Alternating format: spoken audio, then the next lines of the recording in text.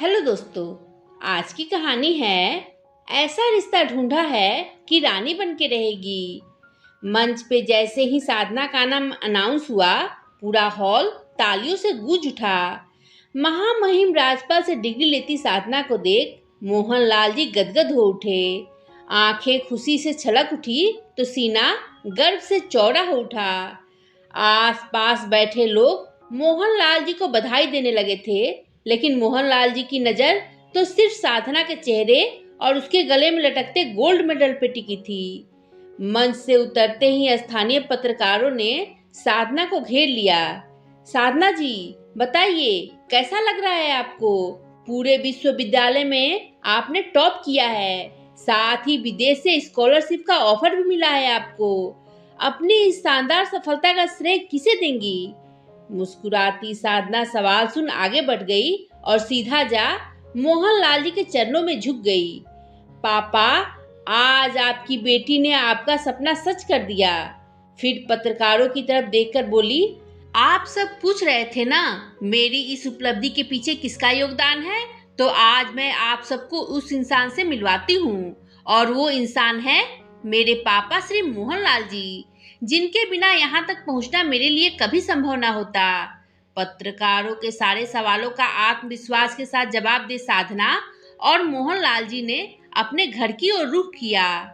Car की खिड़की से पीछे छूटते पेड़ पौधों के साथ साथ मोहनलाल जी का मन भी पीछे की ओर भागने लगा। मोहनलाल जी समाज के उस तबके से आते थे जहां बेटियों की पढ़ाई का कोई खास महत्व नहीं था, या यूं कहे कि बेटियों को पढ़ाना ही व्यर्थ समझा जाता था। बेटियों को तो दूसरे के घर जाना है और ससुराल में चूल्हा चौका ही संभालना है, फिर पढ़ लिख कर क्या करेंगी? ये मानसिकता बहुत आम थी और मोहनलाल जी इस मानसिकता के पुरजोर विरोधी थे। मोहनलाल जी हाई स्कूल में गणित के शिक्षक थे और एक बेहद ईमानदार व्यक्ति थे। साधारण रहन सहन था घर का। एक बेटा और एक बेटी, दोनों को पढ़ाना एकमात्र लक्ष्य था मोहनलाल जी के जीवन का। मोहनलाल जी के अभिन्न मित्र थे नरेश जी, कहने को तो शिक्षक लेकिन सोच से अशिक्षित। साधना नरेश जी की ही बेटी थी। वह पढ़ने में बेहद होशियार थी।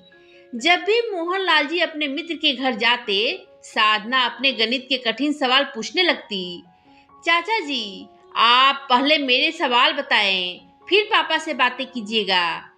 साधना की बाल सुलभ जिद देख मोहनलाल जी हंसते तो नरेश जी नाराज होते और कहते, इस लड़की को पढ़ने का शौक चढ़ा है, जाने पढ़कर करेगी क्या? अरे ज्यादा पढ़ ली तो लड़का मिलना भी मुश्किल हो जाएगा शादी के लिए। चल भाग यहाँ से, जाके चाय बना ला। अपने पिताजी की फटकार सुन मायूस साधना अंदर जा चाय बना लाती और वापस अपने सवालों के साथ मोहनलाल जी के पास खड़ी हो जाती। समय बीत रहा था। जहां साधना 10वीं की परीक्षा देने वाली थी, वहीं नरेश जी ने साधना के लिए लड़के भी देखने शुरू कर दिए। एक दिन साधना बोली, पापा मुझे शादी नहीं करनी, आगे पढ़ना है, नौकरी करनी है, विदेश जाना है। तो नरेश जी ने कहा, इतने बड़े घर में रिश्ता किया है तेरा, रानी बनकर राज करेगी, इतने दौलत की मालकिन बनेगी कि 10-10 नौकर आगे पीछे घूमेंगे तेरे, और तू नौकरी करने की जिद कर रही है। ये क्या नरेश, इतनी होशियार बेटी की इतनी जल्दी क्या मची है शादी करने की? और अभी उम्र ही क्या है साधना की? मोहनलाल जी ने अपने मित्र को टोका तो नरेश जी ने कहा, अपने समाज में इसी उम्र में लड़कियों की शादी होती है मोहनलाल, भूल गए क्या? मोहनलाल जी ने फिर कहा, तुम शिक्षक होकर ऐसी बातें कर रहे हो, ये तुम्हें जरा भी शोभा नहीं देता नरेश। अरे साधना पढ़ने वाली बच्ची है, इसे पढ़ाओ लिखाओ, शादी की क्या जल्दी है? नरेश जी ने ना तो अपने मित्र की और ना ही साधना की एक भी बात नहीं सुनी। रोती बिलखती साधना को भेज दिया उसके ससुराल। मोहनलाल जी को भी बहुत दुख हुआ साधना की पढ़ाई छूटने का, लेकिन नरेश जी पिता थे साधना के, उनका फैसला सर्वोपरि था, सो चुप रह गए मोहनलाल जी। शादी को अपनी नियति मान साधना भी रो धोकर चुप रह गई। ससुराल में गृह प्रवेश हुआ साधना का। घर क्या, हवेली ही थी, जिसका हर कोना वहां की भव्यता की गवाही दे रहा था। यही सब देख उसके पिता ने रिश्ता तय किया और साधना के सारे सपनों को कुचल एक रूढ़िवादी परिवार से दूसरी रूढ़िवादी परिवार में गाय की तरह हाँक दिया गया था। पहली रात ही सुहाग सेज पे अपने पति का इंतजार करती साधना का शराब के नशे में डूबे लड़खड़ाते अपने पति अर्पित से पहला परिचय हुआ। अवाक रह गई थी साधना अपने पिताजी के पसंद को देख। क्या इस शराबी के लिए ही उसकी पढ़ाई बंद करवा दी गई थी? आते ही अर्पित ने साधना का हाथ पकड़ लिया। असहज हो उठी साधना अपना हाथ छुड़ाने का प्रयास करने लगी। जितना प्रयास साधना करती उतनी ही मजबूत पकड़ अर्पित की होती जा रही थी। छोड़िए मेरा हाथ, आप होश में नहीं हैं। लाख मिन्नतें करती रही साधना, लेकिन अर्पित को क्या, उसे तो अपनी मर्दानगी साबित करनी थी। पूरी रात साधना के आत्मसम्मान और इज्जत को कुचलता रहा अर्पित। फटे कपड़े, बिखरे बाल और जगह जगह बदन से टपकता खून इसकी चीख चीख कर गवाही दे रहा था। मैं तुझे बड़े घर की बहू बनाना चाहता हूँ और तुझे पढ़ने की पड़ी है। ऐसा रिश्ता ढूंढा है कि रानी बन के रहेगी। अपने पिता के ये सब कानों में गूंज रहे थे साधना के। मनमानी कर अर्पित सो चुका था और अपनी किस्मत पे रोने की बजाय साधना ने एक फैसला ले लिया था और अर्पित के फोन से तुरंत मोहनलाल जी को फोन कर सारी बातें रोते रोते बता दी साधना ने।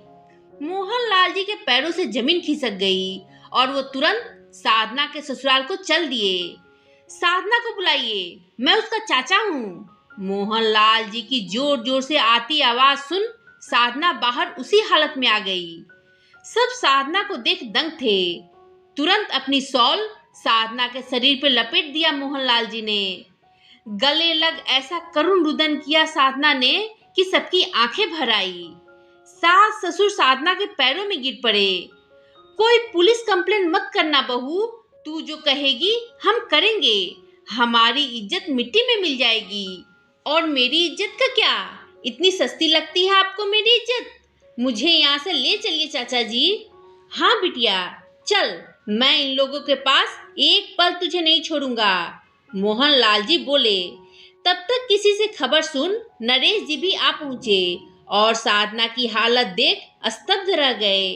कहाँ तो अपनी बेटी को बड़े घर की बहू बनाने के सपने सजोए थे और कहाँ आज बेटी उसी बड़े घर में लूटी पीटी खड़ी रो रही थी।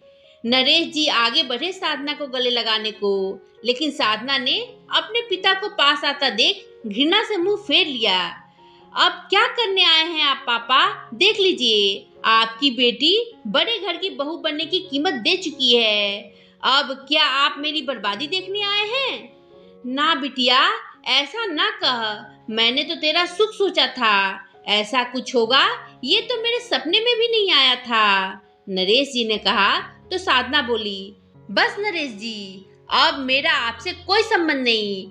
आपके झूठी कुरीतियों पे मेरी बलि बेदी चढ़ चुकी है। मेरी इस हालत की जिम्मेदार और दोषी कहीं ना कहीं आप भी हैं। आज से मैं आपकी बेटी साधना नहीं। तभी आगे बढ़ मोहनलाल जी ने कहा, और आप सब ये मत सोचिएगा कि साधना अनाथ है। आज से मैं इसका पिता हूँ और आपके बेटे को किसी कीमत पे मैं नहीं छोड़ूंगा। और बस उसी पल मोहनलाल जी ने साधना का हाथ पकड़ा और अपने घर ले आए। ये सोच लिया कि उनके 2 नहीं 3 बच्चे हैं। अर्पित और उसके परिवार को साधना ने पुलिस केस कर जेल भिजवा दिया। मोहनलाल जी और उनके परिवार का प्यार और सहयोग पा साधना ने आज नया इतिहास बना डाला था। तभी एक झटके से गाड़ी रुकी और मोहनलाल जी वर्तमान में लौट आए। क्या सोचने लगे पापा? घर आ गया, चले अंदर, साधना ने कहा। तो मोहनलाल जी बोले, तू चल बिटिया, मैं मिठाइयाँ लेकर आता हूँ। आज तो सारे मोहल्ले का मुंह मीठा करना है। मोहनलाल जी की बात सुन बच्चों सा खिलखिला उठी साधना और स्नेह से आशीर्वाद में हाथ उठ गए उसके पिता मोहनलाल जी के। तो दोस्तों, आपको ये कहानी कैसी लगी कमेंट कर बताएं। कहानी पसंद आई हो तो लाइक शेयर करें और मेरे चैनल को सब्सक्राइब कर बेल आइकन दबाना ना भूलें, जिससे कि मेरी कहानियाँ आपको लगातार मिलती रहे। धन्यवाद दोस्तों।